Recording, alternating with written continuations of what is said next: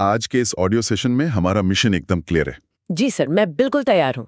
आज हम ये समझेंगे कि इंसान ने कैसे लकड़ी के मन को यानी बीट्स से लेकर आज के आर्टिफिशियल इंटेलिजेंस और क्वांटम चिप्स तक का लंबा सफर तय किया है। अच्छा, ये तो वैसे बहुत इंटरेस्टिंग लग रहा है सुनने में। हाँ बिल्कुल। और इस पूरे इतिहास को और कंप्यूटर की अलग अलग जनरेशन्स को हम स्लाइड बाय स्लाइड विजुअल्स के जरिए एनालाइज करके समझेंगे। ठीक है सर, शुरू करते हैं। चलो सबसे पहली स्लाइड देखते हैं। जी सर, स्क्रीन पर स्लाइड आ गई है। अब इस विजुअल को थोड़ा ध्यान से डिकोड करते हैं। देखो, इस स्लाइड पर एक modern 3D glowing desktop computer दिख रहा है। हाँ, और इसमें डेटा फ्लो की ब्लू लाइंस भी चमक रही हैं। सही पकड़ा। और ध्यान दो, साइड में कंप्यूटर का एक एक लेटर अलग अलग बॉक्सेस में हाईलाइट करके लिखा हुआ है। जी सर, देख रही हूँ। ये अच्छा, रॉ डेटा लेती है। हाँ, और फिर एक प्रोग्राम यानी इंस्ट्रक्शंस के सेट के जरिए उसे प्रोसेस करके हमें आउटपुट देती है। सर, मेरा एक रेलेवेंट डाउट है यहाँ पर। ये रॉ डेटा और प्रोग्राम में आपस में एग्जैक्ट क्या अंतर होता है? बड़ा अच्छा सवाल है। देखो, रॉ डेटा का मतलब है बिखरी हुई जानकारी, जैसे कुछ रैंडम नंबर्स हो गए। ओके, बिखरी हुई जानकारी। और प्रोग्राम वो निर्देश होते हैं जो बताते हैं कि उन नंबर्स का आखिर करना क्या है, जैसे कि उन्हें जोड़ना है या घटाना है। समझ गई सर। सर, एक चीज़ और, इस रेड एग्जाम अलर्ट बॉक्स में कंप्यूटर का जो फुल फॉर्म दिया है ना, common operating machine particularly used for technical education research, हाँ बिल्कुल। ये एग्जाम अलर्ट बॉक्स कितना इम्पोर्टेंट है और क्यों है? ये बहुत इंपॉर्टेंट है क्योंकि कॉम्पिटिटिव एग्जाम्स में डायरेक्ट पूछा जाता है कि कंप्यूटर के फुल फॉर्म में पी या टी का क्या मतलब है। इसलिए इसे बिल्कुल याद रखना जरूरी है। जी सर, मैं इसे नोट कर लेती हूँ। चलो, अब अगली स्लाइड देखते हैं। जी सर, बढ़ते हैं स्लाइड 2 की तरफ। इस स्लाइड के लेफ्ट में देखो, एक लकड़ी का एबेकस है जिसमें काफी कलरफुल मनके या बीड्स लगे हुए हैं। हाँ, बचपन में मैथ्स के लिए यूज करते थे। और राइट साइड में एक वुडन बॉक्स भी रखा है। सही पहचाना।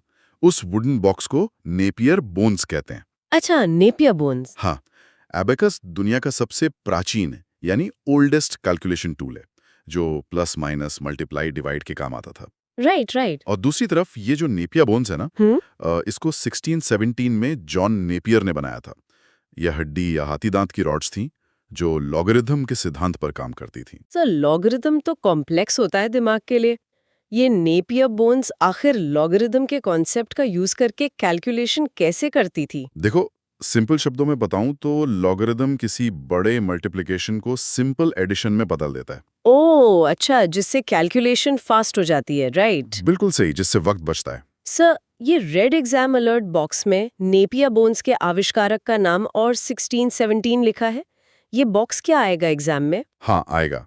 एग्जाम में अक्सर मैच द फॉलोइंग वाले क्वेश्चंस आते हैं जहां आपको डिवाइसेस और उनके इन्वेंटर्स जैसे जॉन नेपियर को मैच करना होता है। ठीक है सर, याद रखूंगी। चलो, अब हम अगली स्लाइड की तरफ चलते हैं। जी सर, स्लाइड 3 खुल गई है। यहाँ विजुअल में देखो, गोल्डन और सिल्वर मेटालिक बॉक्सेस बने हुए हैं। हाँ, और इनके अंदर ढेर सारे गियर्स, पहिए और डायल्स घूमते हुए दिख रहे हैं। काफी कॉम्प्लेक्स लग रहा है। करेक्ट।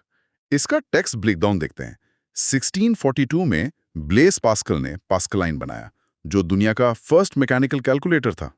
इसे एडिंग मशीन भी कहते थे ना सर? हाँ, और फिर 1673 में लाइबनिज ने इसका एडवांस्ड वर्जन बनाया जो गुणा और भाग भी कर सकता था। सर, मेरा एक डाउट है। जब पास्कलाइन सिर्फ जोड़ और घटाव ही कर सकती थी, तो उसे पहला कैलकुलेटर क्यों मानते हैं? क्योंकि इसने हिस्ट्री में पहली बार इंसानी दिमाग का काम गियर्स और पहिए यानी कंप्लीटली मशीन्स के हवाले किया था। ओह वाओ, मतलब मशीन फिजिकली कैलकुलेट कर रही थी पहली बार। एग्जैक्टली।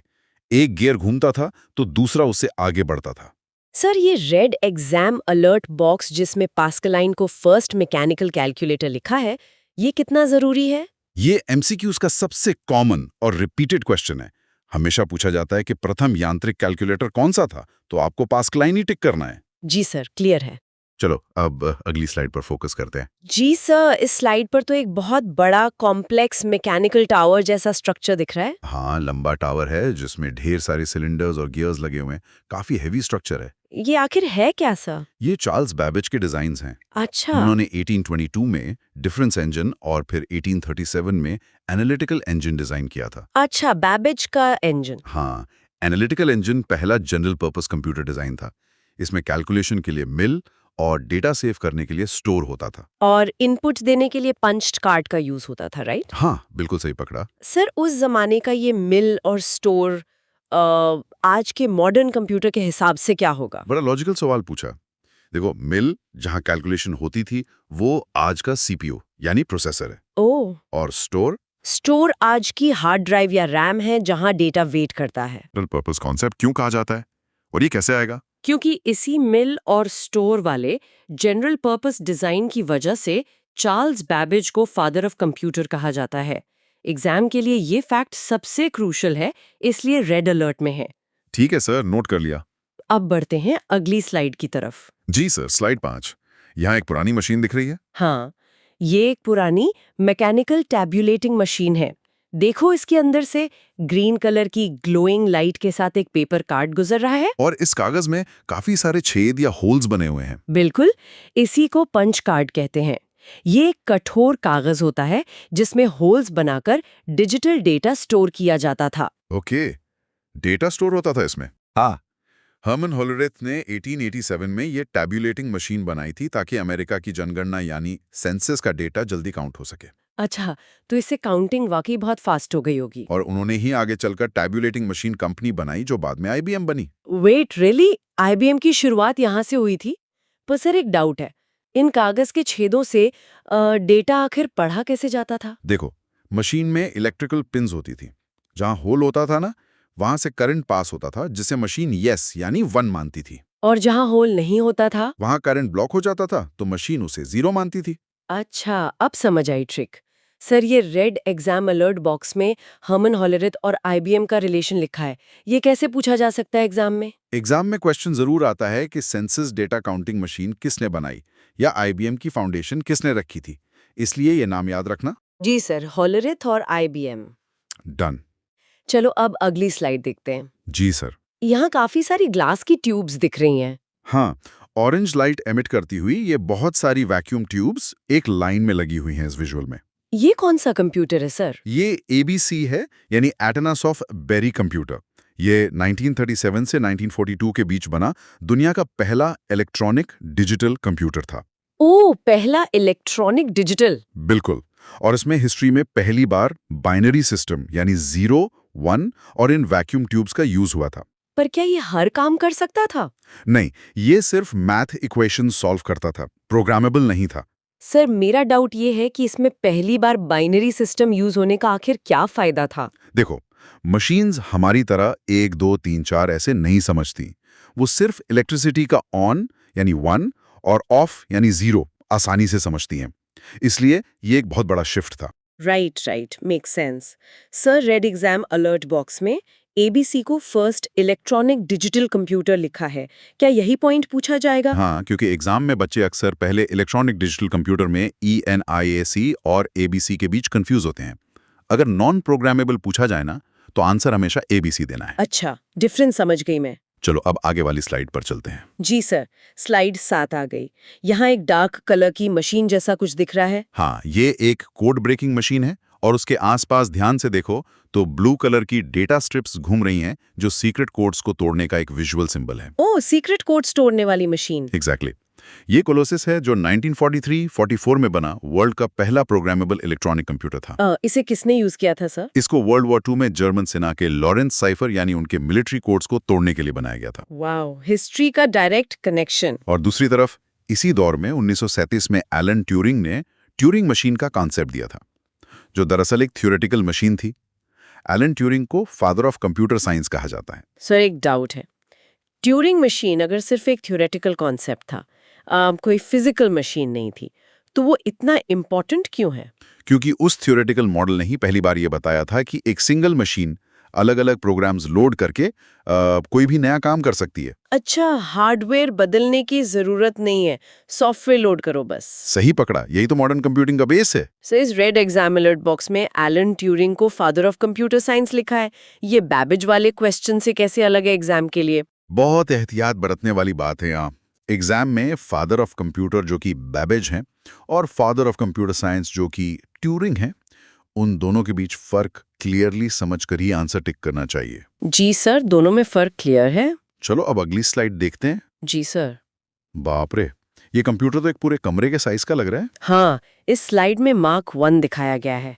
ये एक लंबा सा पूरे कमरे जितना ग्लास कवर वाला कंप्यूटर है जिसमें एंडलेस वायरिंग और मैसिव स्विचेस लगे हैं। काफी भारी लग रहा है देखने में। मार्क 1 दुनिया का पहला बड़े पैमाने का ऑटोमेटिक कंप्यूटर था। इसे 1937 से 1944 के दौरान IBM और हार्वर्ड आइकिन ने मिलकर बनाया था। अच्छा, पहला ऑटोमेटिक कंप्यूटर। लेकिन एक कैच है, ये फुली इलेक्ट्रॉनिक नहीं था बल्कि इलेक्ट्रोमैकेनिकल था। इसमें फिजिकल रिलेज और रोटेटिंग शाफ्ट्स थे। सर, ये इलेक्ट्रोमैकेनिकल और फुली इलेक्ट्रॉनिक में एग्जैक्ट फर्क क्या होता है? देखो, इलेक्ट्रोमैकेनिकल में मशीन के फिजिकल पार्ट्स क्लिक क्लिक करके हिलते हैं, जबकि फुली इलेक्ट्रॉनिक में सिर्फ वायर्स के अंदर करंट या इलेक्ट्रॉन्स मूव करते हैं बिना किसी हिलने वाले पार्ट के। ओह, इसीलिए इलेक्ट्रॉनिक वाले ज्यादा फास्ट होते होंगे। Sir, red exam alert box में मार्क 1 को first large scale automatic computer बताया है। ये बॉक्स इंपॉर्टेंट है ना? हाँ, बिल्कुल आएगा। एग्जाम में अगर पहला ऑटोमेटिक इलेक्ट्रोमैकेनिकल कंप्यूटर पूछा जाए तो आपका आंसर हमेशा मार्क 1 या हार्वर्ड एकिन ही होना चाहिए। ठीक है सर, नोटेड। चलो अगली स्लाइड पे चलते हैं। जी सर, स्लाइड नाउ। यहाँ बड़ा सा ग्लोइंग टेक्स्ट लिखा है ENIAC। और नीचे ध्यान दो, नियॉन ब्लू बिजली की लाइंस के साथ ढेर सारी वैक्यूम ट्यूब्स चमक रही हैं। हाँ, ENIAC तो काफी फेमस नाम है, पढ़ा है मैंने। बिल्कुल। जे प्रेस्पर एकर्ट और जॉन मॉचली ने 1946 में इसको बनाया था। ये दुनिया का पहला कंप्लीटली इलेक्ट्रॉनिक कंप्यूटर था और यहीं से कंप्यूटर्स की पहली जनरेशन शुरू होती है।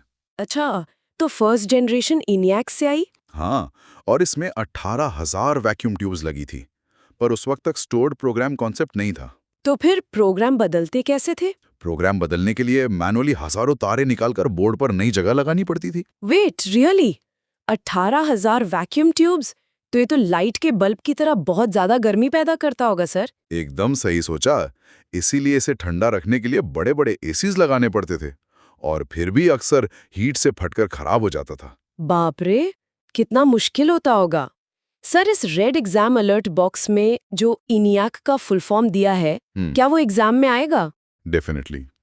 ENIAC का फुल फॉर्म यानी electronic numerical integrator and computer. यह हिस्ट्री के एग्जाम्स का सबसे फेवरेट और रिपीटेड क्वेश्चन है। इसे रट ही लो। जी सर, याद कर लूंगी मैं। चलो अब अगली स्लाइड देखते हैं। जी सर, स्लाइड दूसरी आ गई। यहाँ विजुअल में एक फ्यूचरिस्टिक 3D ग्रीन क्यूब है और उसमें से छोटे-छोटे डेटा नोड्स निकल रहे हैं। ये क्या दर्शा रहा है सर? ये 3D क्यूब दर्शा रहा है कि डेटा अब एक फिक्स जगह पर स्टोर हो रहा है। यहाँ एंट्री होती है जॉन वॉन न्यूमन की, जिन्होंने आइडिया दिया कि डेटा और प्रोग्राम दोनों को मशीन की मेमोरी में एक साथ स्टोर किया जा सकता है। इसे EDVAC कॉन्सेप्ट कहते हैं ना सर? हाँ, ये EDVAC कॉन्सेप्ट था और इस ब्रिलियंट आइडिया को प्रैक्टिकली सबसे पहले 1949 में EDVAC कंप्यूटर में मॉरिसे विल्क्स द्वारा इंप्लीमेंट किया गया था। सर, मेरा एक डाउट है। ये स्टोर्ड प्रोग्राम आने से पिछले ENIAC वाले कंप्यूटर्स के मुकाबले सबसे बड़ा फायदा क्या हुआ? सबसे बड़ा फायदा ये था कि अब ह्यूमन ऑपरेटर्स को घंटों लगाकर वो फिजिकल वायर्स नहीं बदलनी पड़ती थी। बस एक नया कोड मशीन में लोड करना होता था और प्रोग्राम बदल जाता था। ओह वाओ, मतलब सॉफ्टवेयर की आज़ादी मिल गई उन्हें। सर, यहाँ रेड एग्जाम अलर्ट बॉक्स में जॉन वॉन न्यूमन का नाम स्टोर्ड प्रोग्राम कॉन्सेप्ट के साथ लिखा है। एग्जाम में ये कैसे आएगा? मैं फोर्स करके बता रहा हूँ कि स्टोर्ड प्रोग्राम आर्किटेक्चर किसने डेवलप किया। ये मॉडर्न कंप्यूटर लॉजिक का सबसे इंपॉर्टेंट एग्जाम क्वेश्चन है। आपको वॉन न्यूमन टिक करना होगा। ठीक है सर, ये पक्का याद रखूंगी। अब बढ़ते हैं अगली स्लाइड की तरफ। जी सर, स्लाइड 11, आगे बढ़ते हैं। यहाँ बैकग्राउंड ध्यान से देखो तो स्पेस और चांद दिख रहा है। हाँ, और देखो, एक तरफ छोटी सी गोल्डन IC चिप है और दूसरी तरफ नासा का एक छोटा सा कंप्यूटर रखा है जिसमें कीपैड भी है। एग्जैक्टली। 1958 में जैक किल्बी और रॉबर्ट नॉइस ने सिलिकॉन मटेरियल से इंटीग्रेटेड सर्किट यानी IC चिप बनाई थी। ये गोल्डन वाली IC चिप? हाँ, और इस छोटी सी चिप की वजह से ही AGC यानी अपोलो गाइडेंस कंप्यूटर बन पाया। AGC इतना छोटा था कि इसका वजन सिर्फ 32 किलो था और इसी ने नासा के रॉकेट्स को मून पर गाइड किया था। सर, मतलब अगर ये IC चिप नहीं होती तो क्या इंसान चांद पर नहीं जा पाता? बड़ा अच्छा ऑब्जर्वेशन है। बिल्कुल, वैक्यूम ट्यूब वाला कमरे जितना बड़ा ईनिया कंप्यूटर स्पेस रॉकेट में फिट थोड़ी हो सकता था। आईसी चिप ने उस कमरे जितनी मशीन को सिकोड़ कर छोटा कर दिया। अच्छा, मिनिएचराइजेशन का मैजिक किया उसने। Sir, red exam alert box में जैक किल्बी, रॉबर्ट नॉइस और आईसी चिप के इन्वेंशन का साल 1958 लिखा है। हाँ, एग्जाम के पॉइंट ऑफ व्यू से आईसी चिप किसने बनाई और ये किस मटेरियल यानी सिलिकॉन की बनती है, ये दोनों ही facts direct objective type questions हैं। जी सर, मैं मार्क कर लेती हूँ इसको। चलो अब अगली साइड पर जनरेशंस का कंपैरिजन देखते हैं। जी सर, स्क्रीन 2 हिस्सों में बटी हुई है स्लाइड पर। हाँ, लेफ्ट साइड में एक पुरानी वैक्यूम ट्यूब आग की तरह जल रही है जो फर्स्ट जनरेशन को दिखा रही है, और राइट में एक सॉलिड छोटा ट्रांजिस्टर है जिसमें ब्लू करंट दिख रहा है जो सेकंड जनरेशन का सिंबल है। अच्छा, फर्स्ट और सेकंड जनरेशन एक साथ? देखो, फर्स्ट जनरेशन जो 1942 से 55 तक थी, उसमें वैक्यूम ट्यूब्स थे और सिर्फ 0-1 वाली मशीन लैंग्वेज यूज होती थी। ठीक है। फिर आई सेकंड जनरेशन जो 1956 से 64 तक चली। उसमें ट्यूब्स को इन ट्रांजिस्टर्स ने रिप्लेस कर दिया और थोड़ी आसान भाषाएं आ गईं, जैसे असेंबली, फॉर्ट्रेन और कोबोल। सर, असेंबली लैंग्वेज और मशीन लैंग्वेज में हमें एग्जैक्टली क्या आसानी मिली ट्रांजिस्टर आने के बाद? बहुत ज्यादा आसानी मिली। 0-1-0-1-0-1 लिखने की बजाय अब कोडर सीधे ऐड या सब जैसे छोटे इंग्लिश वर्ड्स लिख सकते थे। एरर्स कम होने लगे। ओह, उससे कोडिंग की स्पीड बढ़ी होगी। सर, इस रेड एग्जाम अलर्ट बॉक्स में बताया है कि सेकेंड जेन में ट्रांजिस्टर और कोबोल फोर्ट्रॉन आए। ये बॉक्स एग्जाम के लिए कितना इंपॉर्टेंट है? बहुत इंपॉर्टेंट है। एग्जाम में मैच द जनरेशन वाले सवाल आते हैं। फोर्ट्रैन और कोबोल किस पीढ़ी के लैंग्वेजेस हैं, ये वहां पक्का पूछा जाता है। डन सर, याद कर लूंगी मैं। अब आते हैं अगली स्लाइड पर। यहाँ थर्ड और फोर्थ जनरेशन है। जी सर, यहाँ लेफ्ट साइड में एक आईसी चिप और पुराने वाले भारी सीआरटी मॉनिटर दिख रहे हैं जो थर्ड जेन होगा। सही पकड़ा। और राइट में एकदम modern glowing micro processor chip और पेन ड्राइव, एसएसडी जैसी चीजें हैं जो आज की फोर्थ जेन दिखा रही हैं। हाँ, इनको तो रोज यूज करते हैं। तो ब्रेकडाउन ये है कि थर्ड जेन 1965 से 75 तक थी, जिसमें इंटीग्रेटेड सर्किट्स आए और सी और बेसिक जैसी लैंग्वेजेस बनी। और fourth gen sir? Fourth gen 1976 से 89 तक रही। इसका सबसे बड़ा रेवोल्यूशन था VLSI यानी वेरी लार्ज स्केल इंटीग्रेशन और माइक्रो प्रोसेसर। इससे पीसीज और हार्ड डिस्क बने और SQLI। सर, मेरा एक बेसिक डाउट है, ये माइक्रो प्रोसेसर आखिर क्या होता है जो सीधा फोर्थ जेन में इतना बड़ा चेंज ले आया? देखो, जब हजारों लाखों छोटी आईसी चिप्स को सिकोड़कर एक अकेली छोटी सी सिलिकॉन चिप पर प्रिंट करके फिट कर दिया जाए ना, तब वो माइक्रो प्रोसेसर बनती है, आज के कंप्यूटर्स का मेन दिमाग। अच्छा, सारी पावर एक चिप में। सर, इस रेड एग्जाम अलर्ट बॉक्स में फोर्थ जेन के सामने VLSI और माइक्रो प्रोसेसर लिखा है। हाँ, एग्जाम में साफ पूछा जाता है कि माइक्रो प्रोसेसर का आगमन आखिर किस जनरेशन में हुआ था, जिसका आंसर है फोर्थ। और VLSI की फुल फॉर्म आती है, दोनों याद रखना। जी सर, फोर्थ जेन क्लियर है एकदम। चलो हम आखिरी स्लाइड पर आते हैं जो हमारा आज और आने वाला कल है। जी सर, फिफ्थ जनरेशन वाली स्लाइड।